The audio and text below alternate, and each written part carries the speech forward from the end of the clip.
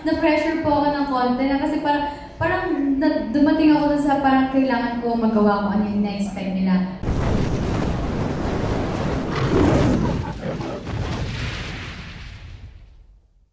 Personal, offensive, and insensitive questions. And now, as always, we will have batches to be on standby mode. So please wait for your turn. And speaking of batches, for our first batch, we have June Lalin of Abante, Von Belinari of TV5 Digital, Angelica Villanueva of Manila Standard, Bobby Ricantina of Manila Bulletin, and Alan Satcon of Stars Photo Visits. Our first question will be coming from June Lalin of Abante. Yes, yeah, good afternoon. Ako, gusto ko munang i-congratulate ang si Astin and Andres kasi talagang kahit bumabagyo, bahang-baha, talagang puno pa rin ng Viva Cafe. We're all excited sa inyo, di ba? And of course, for Minamahal and even kay Direk, yeah, congratulations una kasi ang bilis. May pelikula kaagad. Ang galing ng Viva, no? Hindi namin naramdaman, showing na kaagad. Hindi namin nabalitaan na lately lang lumabas to, di ba? Kayo, Astin and Andres, kayo ba nagulat din kayo mismo na from your, ang mutya ng Section E ng Viva 1, may minamahal kaagad kayo?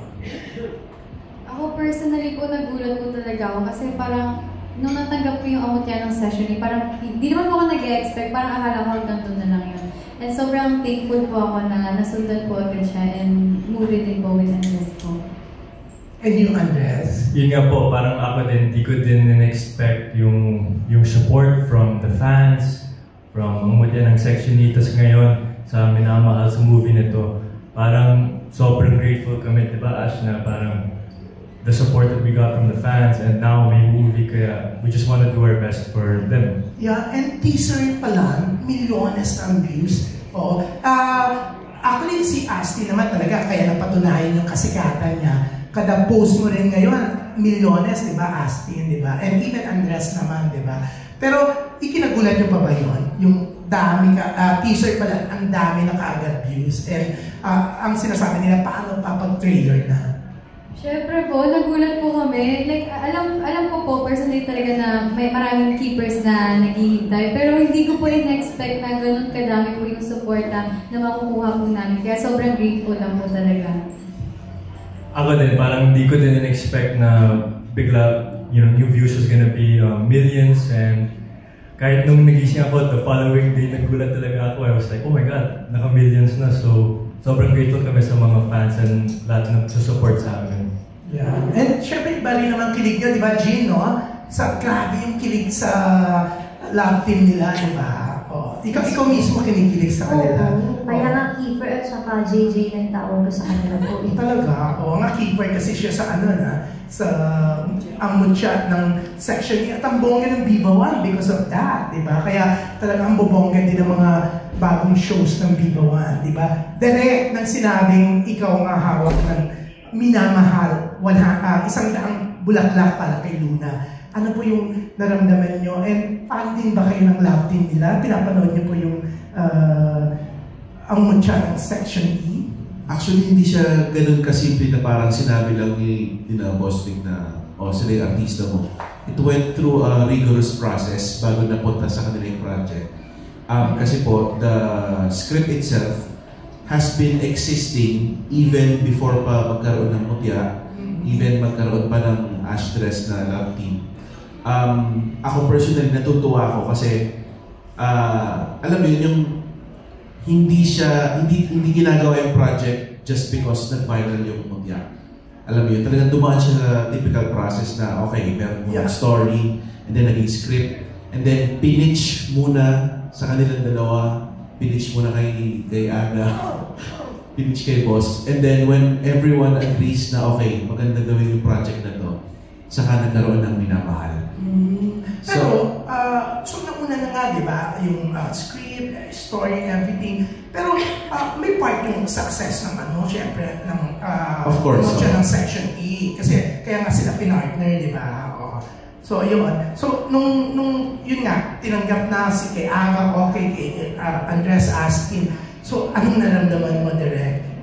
very ecstatic kasi hindi naman sa hinahabol natin yung pagiging viral nila sa Mutya. Pero it really is a factor kung bakit very celebrated kahit teaser pa lang. Ako personally, na-shock ako na the next day, pinabillboard na ng mga fans nila. Tapos even yung international fans nila, mga hindi ko naintindihan na nagsa-Spanish sa TikTok, pinag-uusapan nila yung teaser. So, di ba, parang okay, masaya ako dun sa output ko, pero parang cherry on top talaga na super successful ng love team nila. And I can't wait na bigyan nilang buhay yung mga characters na matagal ko nang naisulat. Pero nag-start ka na? Dahil na yung movie direct? Ano ba? Dahil na yung movie? Di ba? Actually, mag-shoot pa lang. Mag-shoot. So teaser pala yung ano? The teaser was shot specifically to be a teaser.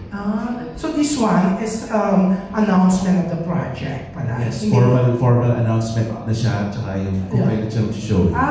Okay. So kailan siya mag-showing direct? Sa September 24.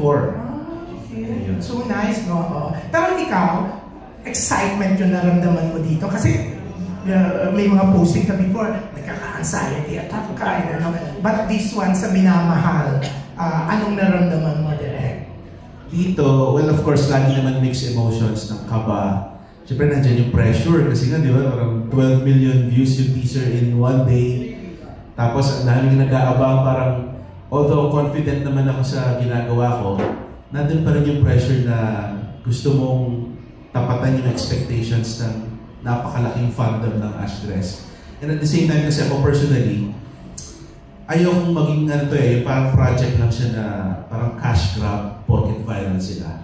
I really want this project na magpakita ng capabilities ni Ashley at saka ni Andres as actors na kahit mawala, let's say in the future, mawala yung hype ng Mutya or ng pagiging love team, we will see them as serious actors na nagampanan yung performance nila ng maayos without depending on hype. Yan, ang ganda na sinabi ni Direk, no, Astin and Andres. Pero parang nakakakabala na, hindi pa kayo start. So, ayan, anong gagawin yung paghahanda before the start of Minamahal? Yan. Nakukonfuse ako, Andres, kasi naisip ko yung may minamahal ng dad mo before, di ba? Meron siyang ganun movie with Aiko. Yes po, may movie siya, kasama niya si Tita Aiko na may minamahal. Tapos ngayon, kakatuwa na yung first movie ko din with Direct JPL and Ash, Minamahal. At syempre, nag-ready na kami ni Ash, nag-workshop kami, tapos yun nga, it's going to be a fun process and we're gonna learn many new things, especially since bago pa kami, and thank you din to Direct talaga because he's gonna be there to guide us. And yeah. Yes. Astin, lalo na blooming ka ngayon, ha? Parang there's Makeup lang po eh. Alam mo, simulan pa naman ni Ana Pingol sa Bante, parang may nararamdaman siyang something sa inyong dalawa na. Siguro sa preparation po, syempre, doon po talaga ako nagfo-focus sa script. Minimake sure ko po talaga na if mag-take na po kami, kabisado ko na po yung script para kapag nag-take na kami, ang ifo-focus ko na lang is kung paano ko makukuha yung emosyon ng character. Yun po. It's so nice. So we're all excited for Minamahal, 100 bulaklak. 100 bulaklak para kay Luna. Yan, Jean Kylie, thank you. Hinabahan ko kasi almost 2 hours naman ako naghintay. Sabi nila, there, itanong mo bakit late? Pero hindi ko na itatanong, di ba? Natutuwa naman tayo na kasama natin ng Ashdress. Kasi pag nandiyan na sila sa harap natin, ang bongga, di ba? Yan, congrats and good luck sa inyo. Direct, I'm sure hindi ka magpo-post na nagkaka-anxiety attack ka kasi nakakatuwa itong dalawang to. Okay. Tsaka they're really preparing for this project. In fact, as we speak, parang nakakailang session na kayo ng acting workshop with Sir J. Cruz naman. So, yun po. Talagang pinaghahandaan namin lahat. Yeah. Can I just share? Yes, direct. Yung, di ba merong si Aga, merong may minamahal. It's actually just a coincidence na minamahal din yung title nitong project namin. Parang ang decision kasi nila boss na gawing title kung ano man yung mapipiling theme song. And yung napiling theme song, coincidentally, minamahal yung title ng song na yun. So yun, parang ano lang. Kumbaga nagkatapo, eto na. Coincidence na talaga siya. Pero parang, it makes it feel more, Destined. Dahil medyo magkapareho yung title ng movie ng tatay niya, Andres. Yeah. Pero yan, good luck and congratulations. Si Direk, ngayon ko na nakita siya na parang mas excited sa pagsisimula ng kanyang project siya. Thank you, Jean Kylie. Yan. Siyempre, ito na yung The Jean Lion Show. Tapos na. Okay, bye! Thank you. Thank you for your questions. That was June Lanin of Abante. Up next, we have Von Belinario of TV5 Digital. Hi, good afternoon, Direk, Andres, and Ashley. Congratulations in advance dito sa movie ninyo. Siguro Ashley and Andres, yung paglabas ng teaser trailer, sobra yung hit. Grabe kayo pinag-usapan online. How do you handle the pressure and expectation ng Ashdress fans sa pag-release nyo ng first movie ninyo? Ashley. Noong hindi po ako nape-pressure nung sinushoot namin yung teaser shoot. Para mas focus na ako sa kung ano yung dapat gawin. Pero nung nilabas po yung trailer, tapos yung teaser, tapos grabe yung views, grabe yung daming mga comments na parang ina-expect na sobrang ganda, ganyan. Parang na-pressure po ako ng konti na kasi parang dumating ako dun sa parang kailangan ko magawa kung ano yung na-expect nila. Pero nung nakuha ko yung sarili ko na iniisip yung ganun, parang tinigil ko agad. Kasi kapag ako napasukan ako ng pressure, nawawala po talaga ako sa focus. Parang mas nadadown ko po kung ano yung kaya kong gawin. Kaya pinili ko po talagang alam niyo, mag-focus po sa kung ano yung dapat kong gawin, sa kung ano yung mafe-feel ng character, para kapag po ginagawa ko na po yung, kapag nag-take na po kami, mas magagampanan ko pong magiging si Luna para mas ma-feel po ng audience kung ano yung nafe-feel ng character. Ikaw, Andres. Ako naman, nung lumabas yung teaser, parang, syempre naman may pressure din kasi first lead role namin to at first movie ko din to. Pero, importante din yung pressure na yan kasi kung gusto mong gawin yung a good performance or if you want to be on top of yourself talaga, you need that pressure. And I think nakaka-help naman din and syempre naman kinakabahan din ako pag, minsan may work, but I think that type of pressure is what helps you, kaya yun. Good thing ginamit mo yung pressure para sa motivation. Direk, sinabi mo kanina parang ayaw mong gatasan yung kasikatan ng Ashdress for this movie. How will you make sure na itong movie na to ay hindi maging quote-and-unquote fan service lang? And makita talaga yung lalim, not just their acting prowess, but the story itself. Ayun lang, parang focus lang talaga dun sa craft itself. I'm sure naman meron pa rin scenes na kakikiligan ng mga fans nila, pero ayun nga, ang mas priority ko is how to tell the story truthfully and beautifully. And yun nga, yung pamantayan ko dito is, pag halimbawa, 5 to 10 years after maipalabas ang pelikulang ito, at let's say, humupa na yung height ng love team nila, sana naman hindi, pero let's say, mangyari na yun. Kumbaga, kung papanoorin siya ng casual viewer na hindi part ng fandom nila, magagandahan pa rin pa ba sila sa pelikula yun? So, yun. I'm trying to make the answer yes. Parang yung nangyari sa may minamahal nila Aiko at Aga. I mean, lumipas man yung movie. It was an award-winning movie. Classic, box office, at grabe rin yung, yung papuri for that movie. Hopefully, mangyari ito sa minamahal. Oh, actually, nung pinitch ko yung project sa Mulak Family tsaka kay Ashley, di ba sabi ko, if there's one word na magdi-describe ito sa project na gusto kong maging siya, I want it to be timeless. Yes. Okay. Thank you, Direk and Ashdress. Congratulations. Thank you for your questions. That was Von Polinario of TV5 Digital. Our next question will be coming from Angelica Villanueva of Manila Standard. Hello po. Hello po. Hello. Congratulations, Direk, Ashley and Andres. So ito pala yung give ni Andres last na interview sa kanya na project with Ashley. So ito na yun. Question ko lang, marami fans yung natuwa at na-surprise na magbabalik tambalan kayo as Ashdress, no? And sinasabi na worth it daw yung paghihintay nila. And ang daming nakamiss din sa inyo. Pero kayo, kamusta yung unang pag-shoot nyo ng teaser? same pa rin ba yung chemistry or may ilang ba since last time na nag-shoot kayo as JJ and Kiefer? Para sa akin, same pa rin yung working dynamic namin ni Ash kasi yun nga, getting the chance to work with a great artist that is Ash and parang getting the chance to work with her again in this project, you know, who wouldn't ask for that, diba? Someone you already know and someone that's very good at their job, so, yun. How about ni Ashlyn? Ako din po, same pa rin po. Kasi parang, nung nagkita kami for the teaser shoot, 1 month or halos 1 month tayo hindi po kami sa, diba, sa NFT. Diba? Lagi po yung last namin magkikita. And ayun, na-surprise din ako na parang kahit pa paano, same pa rin po yung bonding namin. Kasi sobrang mabait din po talaga to si Andres. Natawa si Andres, mabait daw siya. Mabait siya, diba? Yes. Hindi ka ba naniniwala, Andres, na mabait ka? Well, talaga ako. Good boy. Okay, my next question is, sa press release, minention na si Luna, pinapursue siya ni Rafi kasi si Luna hindi siya naniniwala sa love. So, kayong dalawa ba naniniwala kayo sa love? Ako, oo. Sobra ako naniniwala sa love. Kasi kapag love yung sinishare mo, parang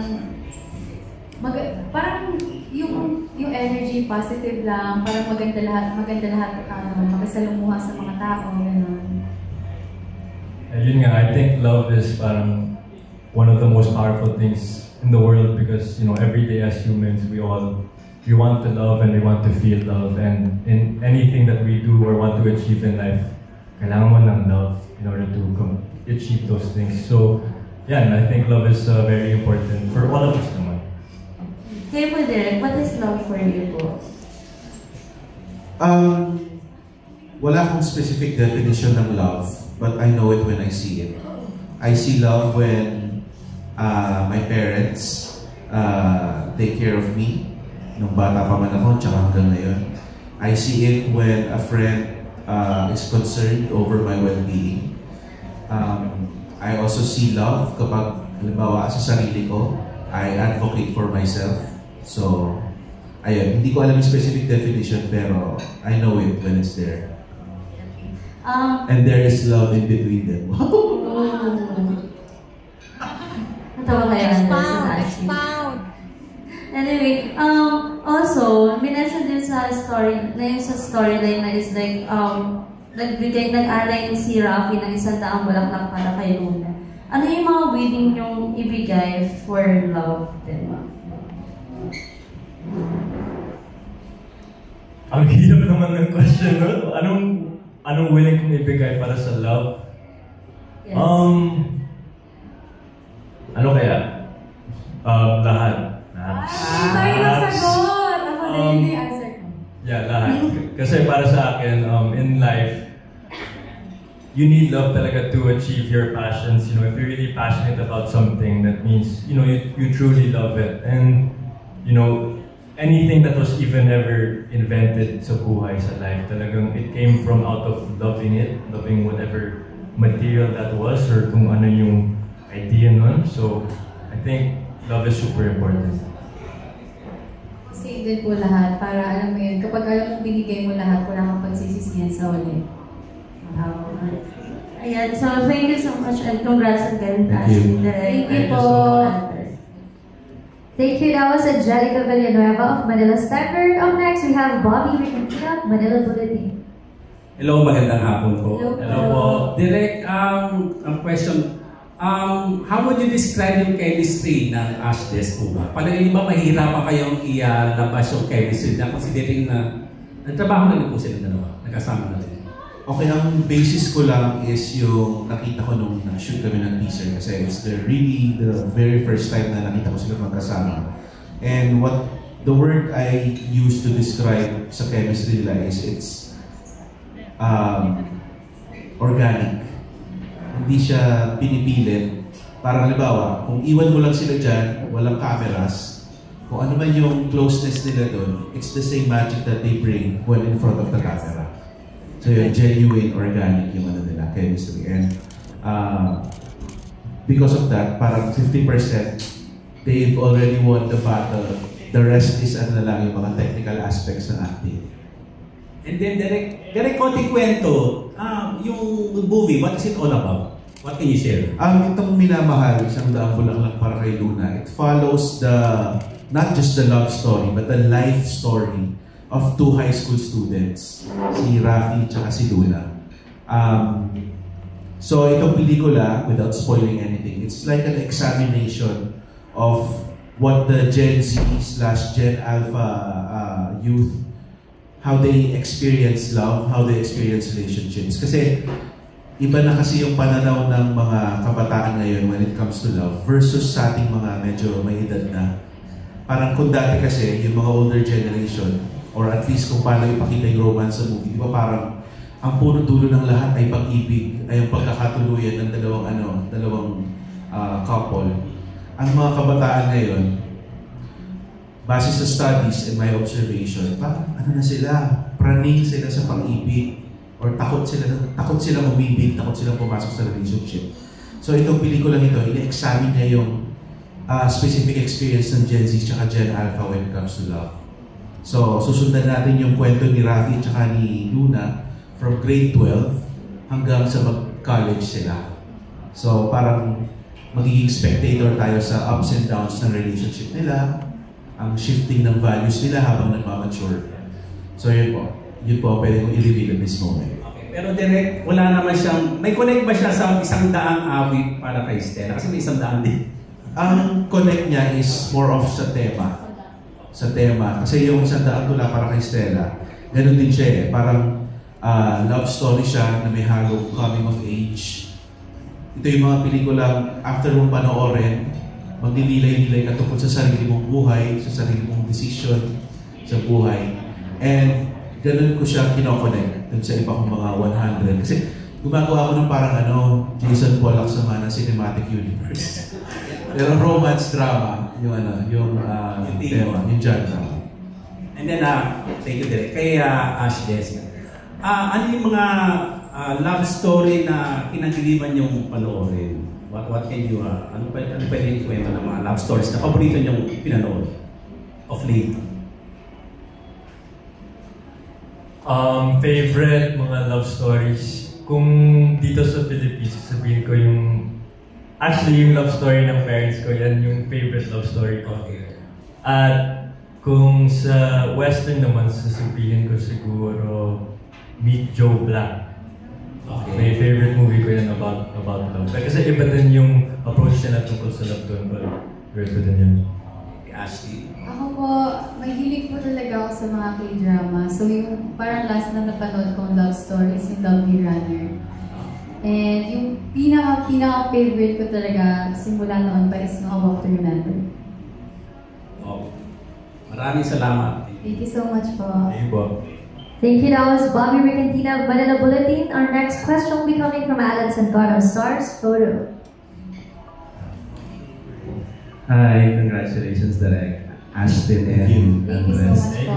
So yung first question ko kay Direk, tanong ko lang kasi from Mutya ng Section E, di ba? Parang medyo high school teens sila doon. Di ba? How mature yung kanilang character? Kasi sabi mo hanggang college, di ba? How mature yung kanilang character? And syempre, parang meron din, parang may mature, na rin eh, scene na rin dun sa may Section E, yung kissing scene nila. May aabangan din ba rito? Intimate scene nilang dalawa? Kissing scene. Meron, syempre. Pero yung circumstances surrounding those intimate scenes, yun ang kailangan nating abangan.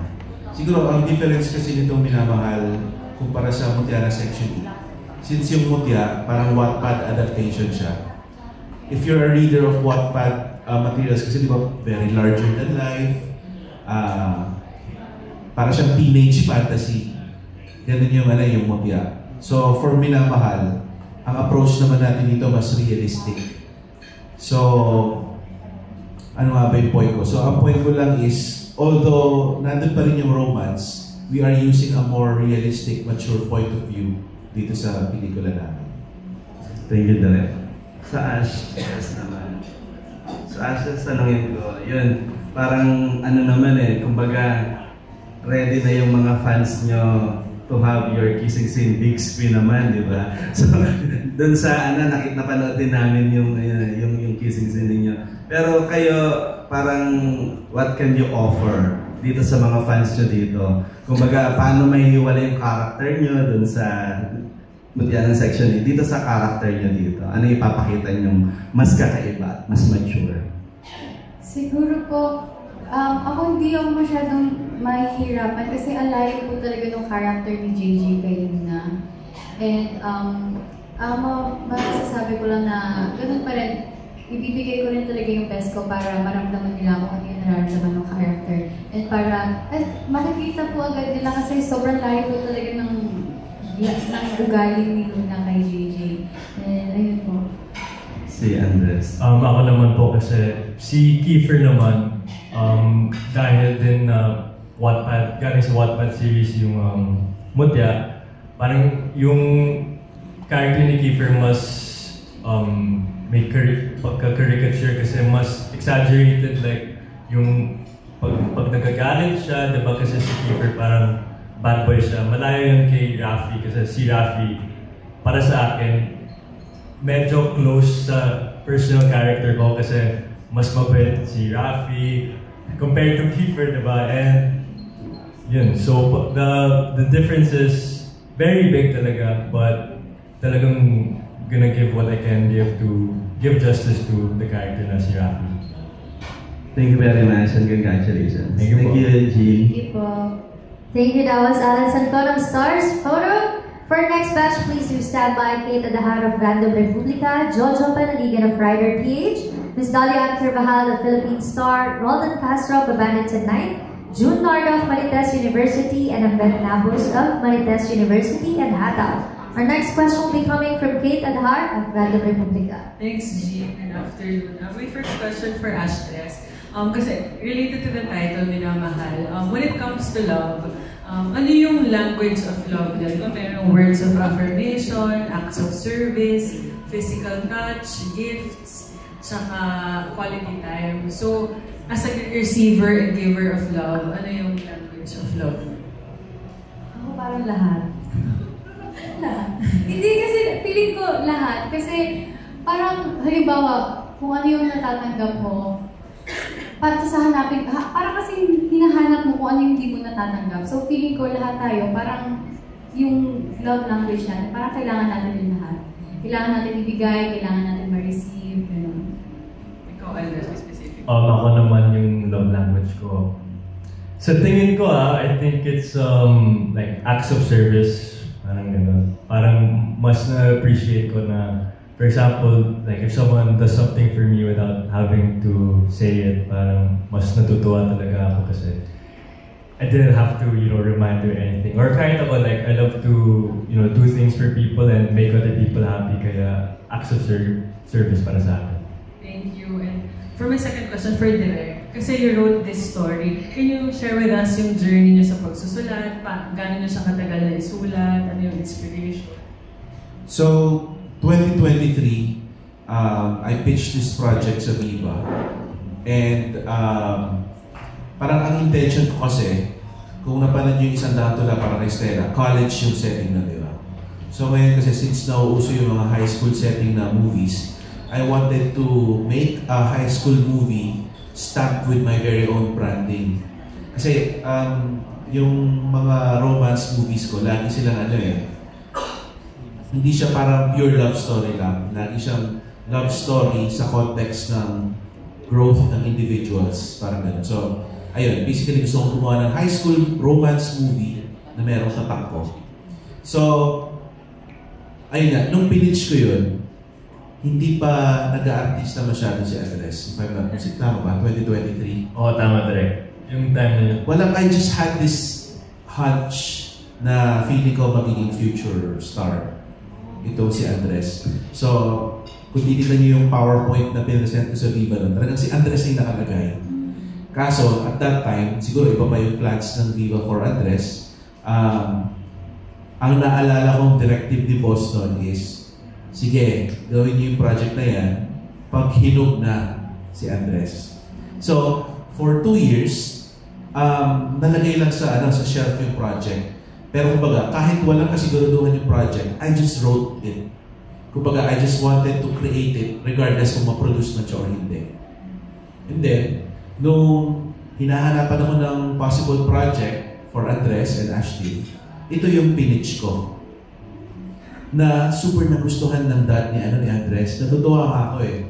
Si Sir Aga talagang excited siya for this. Nung nabasa niya yung script, talagang he couldn't stop messaging me on Viber na napakaganda. Tapos di ba sinasabi pa ni dad mo na kung siya lang daw yung parang younger, gusto niya siya yung mag-artista sa tingin lang ito. Tama ka.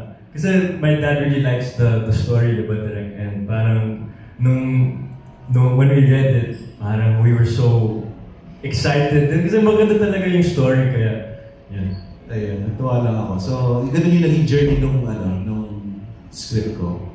Thank you. Thank you, Direk. Thank you. Thank you, Paul. Thank you. That was Kate at the heart of Random Republica. Up next, we have Jojo Panaligan of Rider PH. Thanks, Jillian. Kay Ashtin muna. Andres. Ashtin, anong pinaka-lovable trait ni Andres and Andres kay Ashtin? Siguro yung pagiging thoughtful niya sa lahat. Yung hindi po siya like namimili kung sino yung tatratuhin ng maayos or hindi. Basta sa lahat talaga. Ako, kay Ash, siguro yung trait na parang wala siyang kaarte-arte kung kahit saan naman. Super humble siya, super down to earth. Parang super go with the flow lang si Ash. And she doesn't ever show any attitude. And she's always nice to kahit sino naman. So, follow up lang dun sa question ko na to. Not necessarily with each other, anong trait sa opposite sex ang pinaka nakaka-fall sa inyo? Sorry po? Anong trait sa opposite sex ang pinaka nakaka-fall sa inyo? Yung nahuhulog yung loob mo? Ako siguro sa parang thoughtfulness din, yung acts of service, but more sa parang kung mabait yung tao talaga, kung kahit sino naman yun, kung mabait yung person, kung kahit sino. Shame din po, yung tinitignan ko din talaga kung mabait po yung tao. Kasi nakakatakot pag hindi. Parang kawawa ako. Ugali talaga. Opo, ugali po talaga. Last question ko kay Direk. Direk, na-curious ako kung bakit bulaklak ang nabili yung parang tool for the story to move forward. Kasi throughout the movie, yung acts of, yung language, love language ng character ni Andres dito is by giving flowers to the people he loves. So, parang ginamit ko lang device yung flower as para makita mo yung journey ng relationship nila. Na at first, binibigyan niya ng bulaklak out of gratefulness. Then, next, binibigyan niya ng bulaklak kasi nililigawan niya. And then, binibigyan ng bulaklak kasi love niya. So, yun lang ang device na ginamit ko kaya isang daang bulaklak. Pero sa personal niya, walang special about flowers. Sa ano po? Sa personal niya, walang special about flowers or significant sa buhay niya. Buhay ko? Well, personally, mahilig din naman ako sa plants in general. So, I just wanted to use that device kasi visually ang ganda niya. Salamat. Thanks, Lee. Thank you very much for your questions. That was Jojo Panaligan of Rider PH. Up next, we have Ms. Dalian Carvajal of Philippine Star. Hi, Jean. Welcome back. Long time no see. For Ash and for Andres. Hi, Andres. What's the crazy, parang antos na ang book. What's the craziest thing you did for love? Too crazy to mention.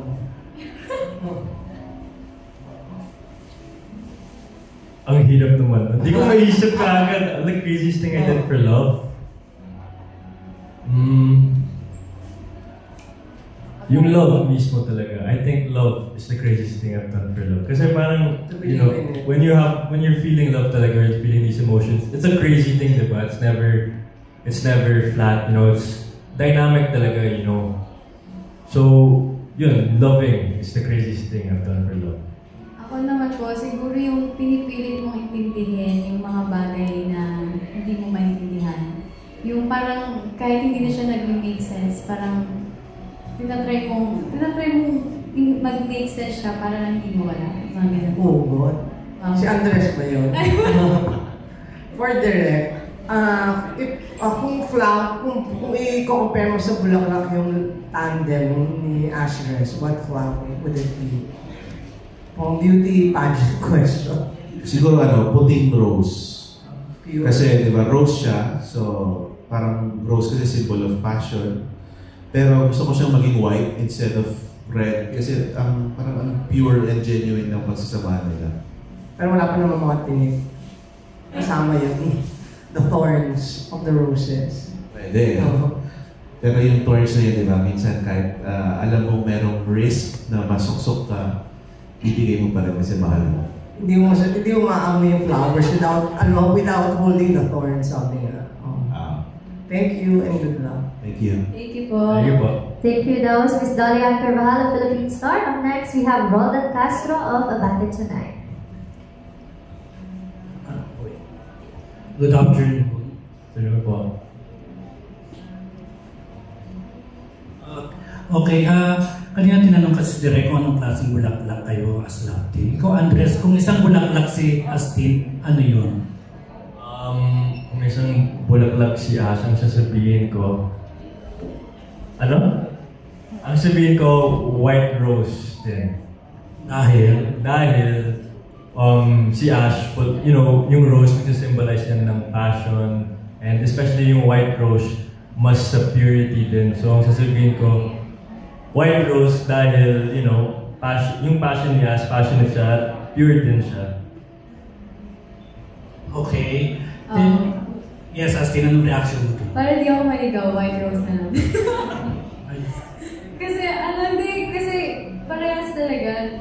Kasi si Andres din, sobrang genuine niya talaga na tao. And kung yun talaga yung pinakamalapit din sa kanya. Okay. Gusto ko lang malaman ang reaction nyo na sinasabi nila, threat daw kayo sa ibang love team, sa mga existing love team sa ibang mga network. Anong reaction nyo doon? Threat. Threat. Di namin naman iniisip na threat kami na ganun kasi in this industry we're all just working and we're all doing our own part and we have our own jobs and we just want to give our best and do our best for the people that support us and that want us to be there. We want to give it our best for them. Okay. Ako din po, hindi ko po naisip na gano'n and hindi ko rin siya iniisip. Parang wala akong iniisip na competitor sa showbiz. Parang lahat sila ni-root ko kasi naniniwala ako na kung ano yung para sa'yo, kung ano yung para sa kanila, yun yung para sa kanila. Okay. Yes, and also for the other love teams then we look up to these people then because they have their own experiences and they're also working kaya we understand them and we really appreciate them. Okay. Last question ko, Andres. Kung halimbawang maglambing ka or may tampuhan kayo ni Astin, ilang bulaklak daw ibibigay mo? 100 din. Pato ng klaseng bulaklak? Siguro 200 na lang na white rose. Talbo. Ikaw, Astin, nakukuha ko ba sa bulaklak? Hindi ako mahilig sa bulaklak talaga, pero yung thought na binigyan ka ng bulaklak or yung purpose or yung intention nung pagbigay, mas dun po ako na parang yun yung na-appreciate ko. Okay, thank you. Thank you. Thank you. That was Roldan Castro of Abate Tonight. Up next, we have June Nardo of Marites University.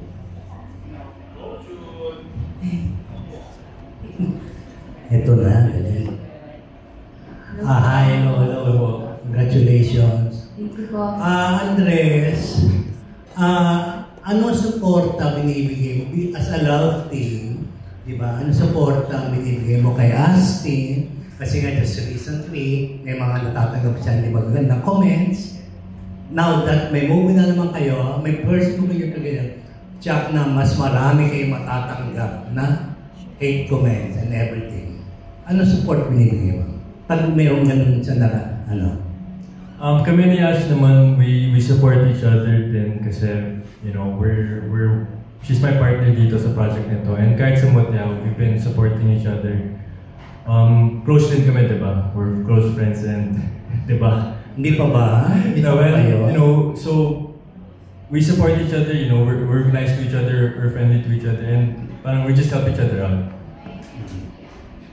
Ano naman ang nararamdaman mo sa pag-suporta ni Andres at yung pagtatanggol sa iyo ng Viva?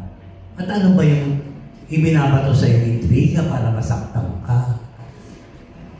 Wala nang, kasi ako kay Andres, sobrang thankful din ako kasi malaking bagay din po yung may mga friends ka na mapagkakwentuhan, ganyan. And sobrang thankful ako sa mga taong willing po talaga makinig. And sa tungkol doon, parang wala lang po, natatawa lang po ako kasi kapag, siguro kung totoo siya, masasaktan ako.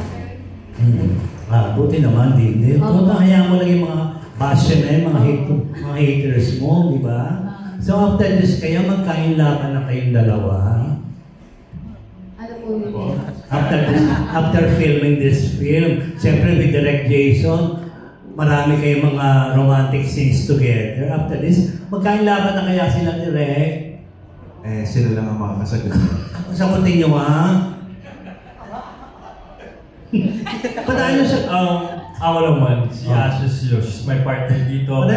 Parang nag-stutter kayo. Parang nauutal ka. Hindi po. Hindi ba ba? Sige. Yun nga, sasabihin ko nga si Ash, you know, we support each other talaga from Mutya and now sa Minamahal with Direct. And, you know, parang we're very professional with each other talaga. And, you know, we know what's right and what's wrong. And we work well together. Yun ang importante talaga. And si Ash is also amazing to work with din. Kaya, yun. How about you, Ash? Ayun po, pinaprioritize po talaga namin kasi ngayon yung work and sobrang thankful po kami sa mga blessings na natanggap po namin. Kaya kami, mas gusto po talaga namin mag-focus po sa work. Kay love in love naman siya. Oh? Kay love in love. Ulit yun. Kay love in love. Kay love in love, di ba? Siyempre naman. Di ba? Di ba? Hindi masama, di ba? Good luck, Kyrie, movie lang yun, Thank you. That was June Nardo of Marites University. For our next question, we have Ben Nabus of Marites University and Hata. Yes, hello. Hello po. Yeah, good afternoon. Congratulations sa inyong dalawa. Eto na yun. Sa inyo pala. First question ko sa inyong dalawa ni Andres and Ashley. Magiging, ito na ba yung sign or signal na officially love team na talaga ang Ashley dito sa Minamahal? Kasi, di ba, ang fandom, let's admit it, ang dami-dami mga talo-talo, diskusyon, away-away kasi sinasabi nila hindi pa official. Will this make the love team official between Ashton and Andres? Para sa amin naman, I don't recall or I'm not sure paano nagiging official yung mga love teams or gano'n. Pero as for now, ang alam namin is, you know, we're working together and we were blessed with the opportunity to, you know, do another project instead of Mutya now with this. So, parang we respect each other very well and, you know, it's great to work with Ashton. Kaya yun. Ashton, your team.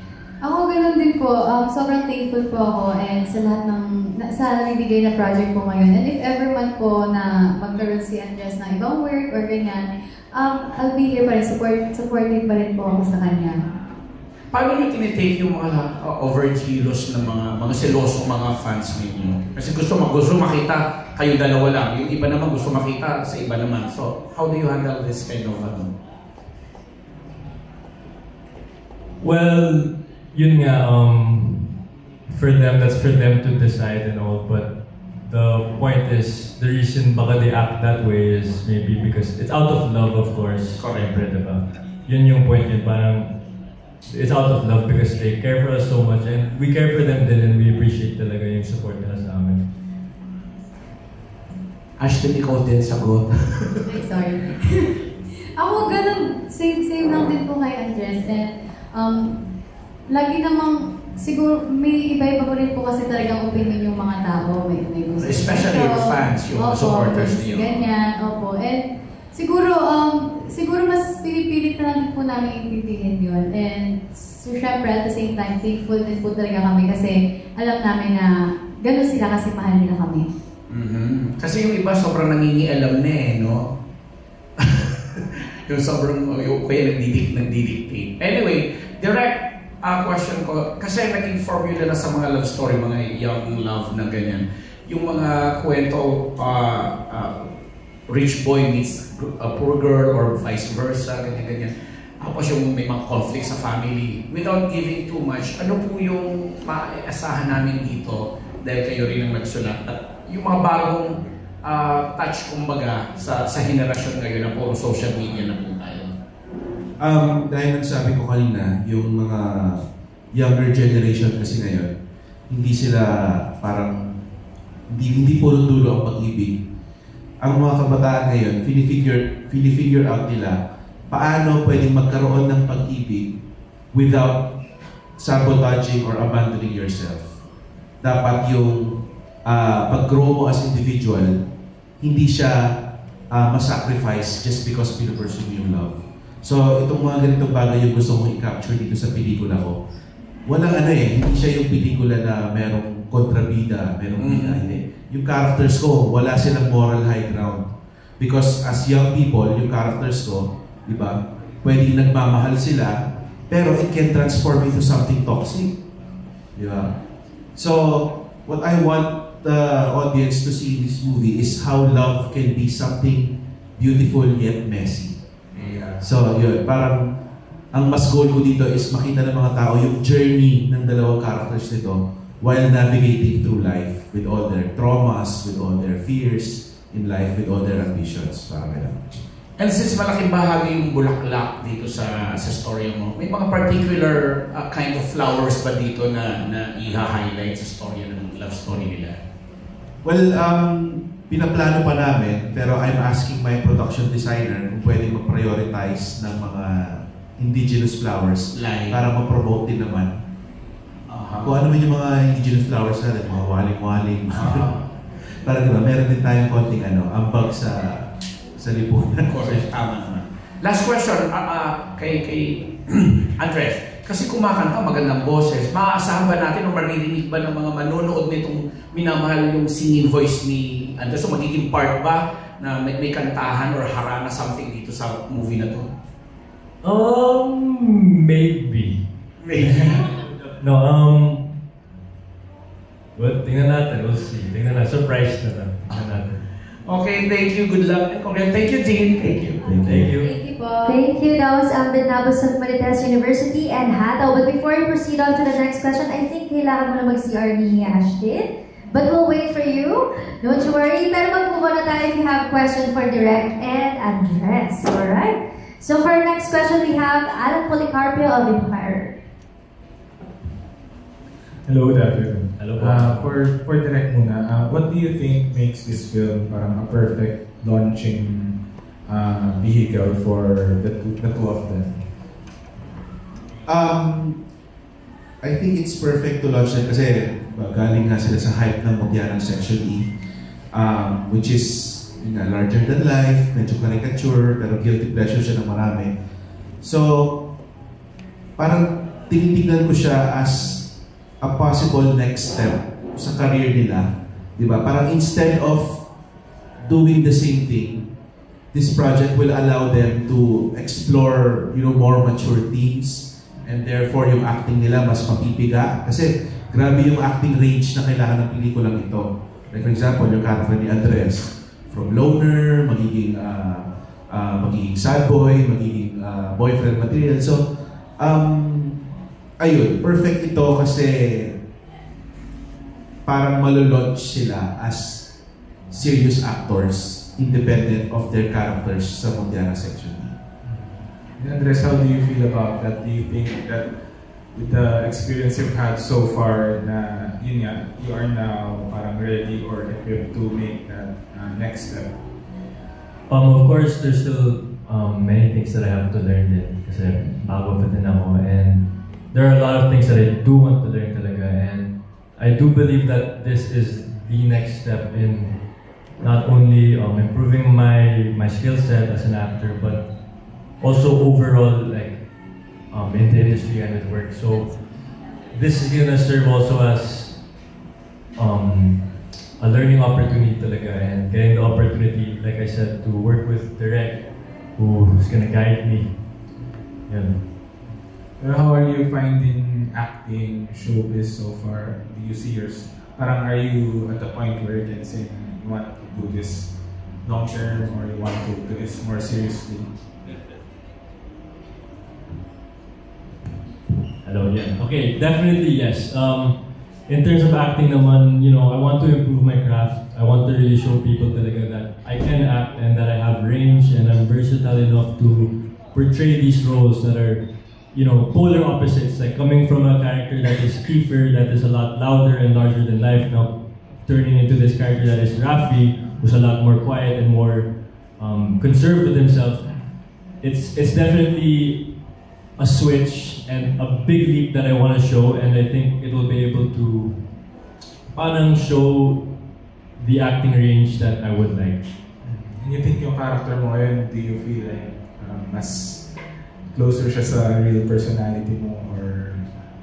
Actually, alam mo, nung nag-pitch si Direk ng project, after I read the script, I was really thinking like, alam mo, parang this character, si Rafi na to, it's super close to how I am as a person.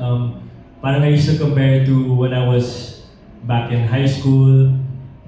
Yung character na si Rafi na super quiet, he's reserved, pero parang he's invisible but he's there. Parang I don't wanna spoil too much din, but yes, wala pa si Ashlyn. But sabi kasi ni Direk kanina, yung nakikita niya sa chemistry niyo, it's very organic. Parang iwanan niya lang kayo sa isang lugar, and it's the same that we see on the screen. Pero kayo ba, when you're just left alone, parang ano yung mga bagay na pinag-uusapan niyo? Ano ba yung mga common interests niyo that you think allows you to connect with each other? I think maybe we talk about a lot of things set on work. Usually naman about work kasi we're on working, diba? Kaya yun, parang we're able to bond naman in a lot of things, and we have a lot of similarities there. Yun nga. Alright, thank you. Thank you. That was Alan Policarpio of The Inquirer. Up next, we have Erwin Ogawa of Anong Ganap. Hi Andres, hi Direk. Congrats sa new movie. Okay. So kay Andres, na-mention niya ata siya sa budget niyo sa press ko na workshop siya ng daddy. Ganyan. Ikaw rin ba workshop ka? Acting workshop ng dad mo? Ako naman, hindi masyado po. Kasi parang when he doesn't like directly workshop me or kahit si Tash naman. Pero if we ask him din na, Dad, sa tingin mo, anong pwede dito sa eksena nito? Parang may insight din siya talaga, and he knows from his experience din. So it's nice to have another opinion din sa sequence, diba? Sa eksena, sa attack ng scene, and yan. So it helps. Pero di ko naman sasabihin na workshop niya ako, like, kasi talagang hindi. So, singit-singit lang. Okay. So, since connected sa Bulaklak to a movie, when was the last time na nagbigay ka ng flowers sa isang girl? When was the last time? The last time I gave flowers was actually dito. Dito po sa dito din sa Viva Cafe, yung fan meet namin ni Ash. Parang ni Ash din. Months ago yun sa Mutya po. Yung time na yun. Parang may video ata yun sa online. Then ilang months na rin kayong magkakilala, magka-work together ni Ashley na gano'n yung nakakilala ang isa't isa. Anong pinaka-best description mo ni Ashley? Best description? Kay Ash, yun nga, yung sinabi ko kanina na wala siyang kaarte-arte ng kahit ano. Marunong din siya makisama sa kahit sinong tao, and sobrang mabait si Ash sa kahit sino naman yun. And she's very thoughtful din for the other people around her, and yun, mabait siya. Thank you, and good luck sa movie. Thank you po. Thank you. That was Erwin Ogawa of Anong Ganap. Up next, we have Miss Ada Pingol of Kavika.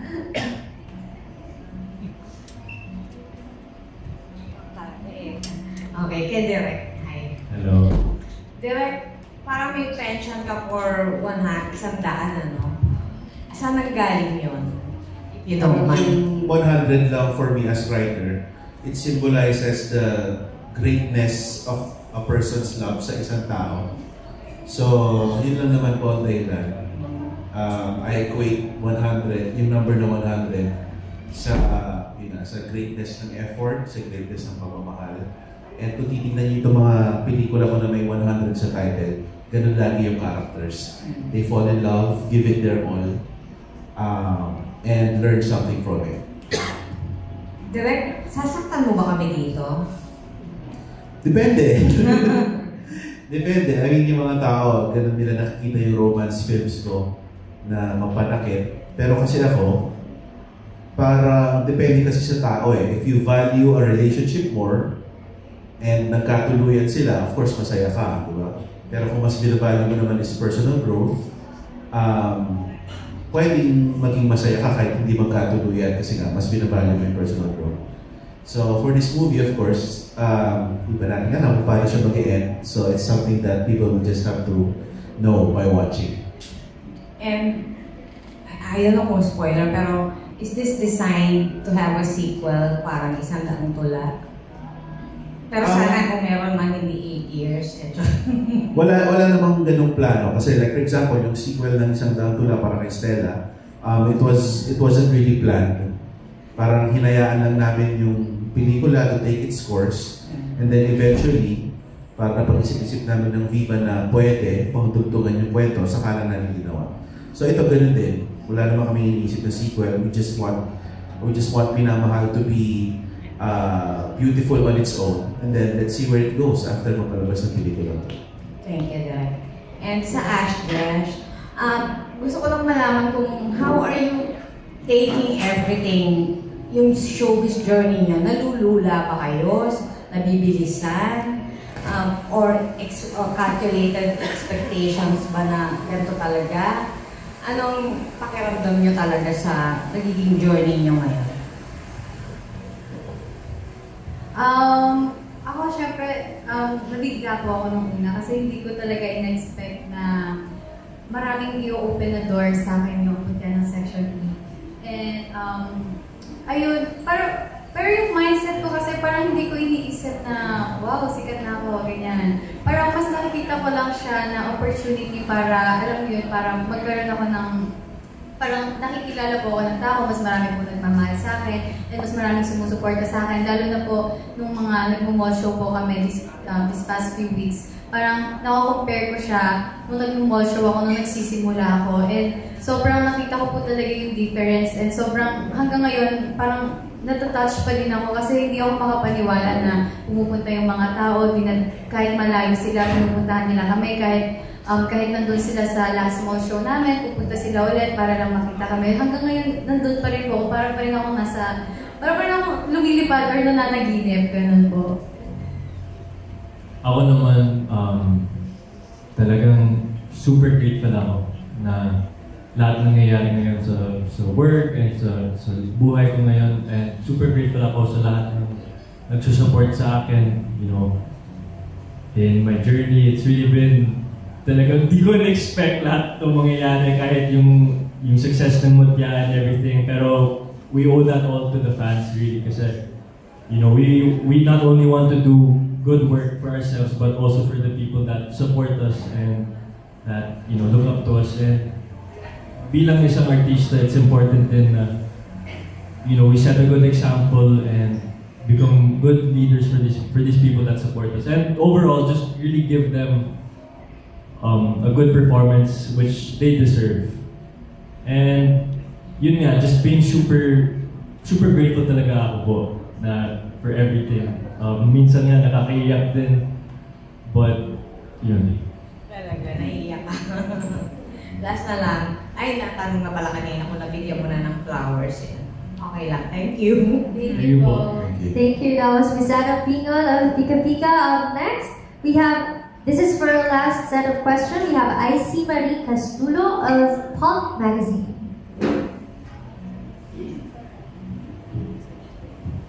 Hello po, ayun. Nice meeting you. And congratulations po ulit para sa inyong upcoming movie. First of all po, out of curiosity, saan po kaya yung possible venue or lugar para i-shoot po yung movie? Ino-ocular pa namin, pero we want majority of it outside Metro Manila talaga para ma-capture namin yung rustic visuals nila. Ayun, for Ashtin, nabanggit na kasi ni Andres kanina na yung character niya as Rafi is may similarities sa personality niya. Ikaw, ano yung sa tingin mo similarities mo kay Luna? And at the same time, pwede ka bang magbigay ng like, something info about Luna without even spoiling too much? Ako sa totoo lang, parang sabi ko, nung binasa ko po yung script, sabi ko, parang mas mahihirapan ako dito kumpara kay JJ. Kasi sobrang lapit talaga ng personality ko kay JJ.